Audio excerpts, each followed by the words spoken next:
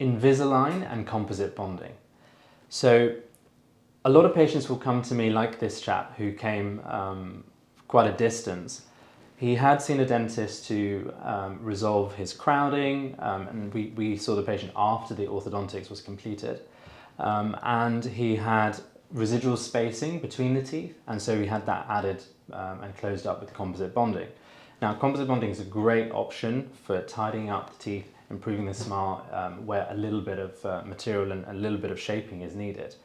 But the problem sometimes is that if it's done in a certain way, it can attract plaque, it can attract stain. And what you can see here is in between the teeth, we have that issue. So what we have is staining in between, really hard to clean. Patient starts getting really obsessive about cleaning, trying to remove the stain, but it won't go because unfortunately it's just attached to the material. And this isn't the case for all bonding, it's just how it's done.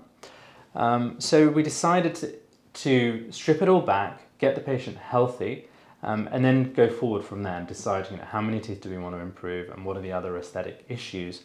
For me, I think he needs more volume. We have a smile that's looking a little bit sunken into the face. We need to have a little more volume behind the lips. And the second thing is we have a little bit of functional issues. We have a little bit of wear and tear on the teeth. Now, young patient, we've got to be minimal in nature. We don't want to be drilling teeth. We want to be keeping it super healthy and safe. So the first step with working in a team where we have a multidisciplinary team, it's great. So, I referred my patient to one of our dentists and we stripped back all of the material. So what you'll see is that he now has those residual spacing that was left after his previous orthodontics back again. Now, that allows us time to actually improve the gums. So with no material, there's no extra cleaning that he has to do. He just has to keep things healthy. We leave this for a while and the patient has to accept, okay, I have to live with a few gaps again for a little while. But what it means is actually we can see what the smile looks like, and it looks different now. It's got gaps, it's got long teeth at the side and shorter teeth at the front once all of that material is removed. But the gums are healing up and looking super healthy. We whiten the teeth before we do anything else, and as always, my next step is getting this patient into his temporaries. Now, what I want to talk about in these temporaries is I want this smile to look like it really fits into the mouth shape. So I'm trying to aim for something that flows with the lips, center lines looking nice and straight, and the upper and lower in this case have to work together because we are treating both arches.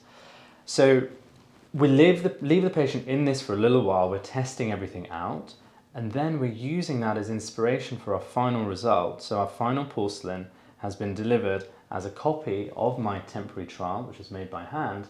And what I love about this result is actually the effect that we've created. These shapes are really suitable for the patient's face and the overall smile. The volume that we've added overall is filling out the sides of the smile, so we don't have these narrow dark spaces. And what we have is a masculine result, but not looking too square. And I think this is really important. There isn't a definition between masculine teeth and feminine teeth. There are characteristics of both. And in this case, we've got a bit of a blend because we don't have to always create something that's super strong or super soft. We can go somewhere in between, depending on what the patient's face needs. So what this result has delivered is something really harmonious with the rest of the smile. And this was upper and lower veneers.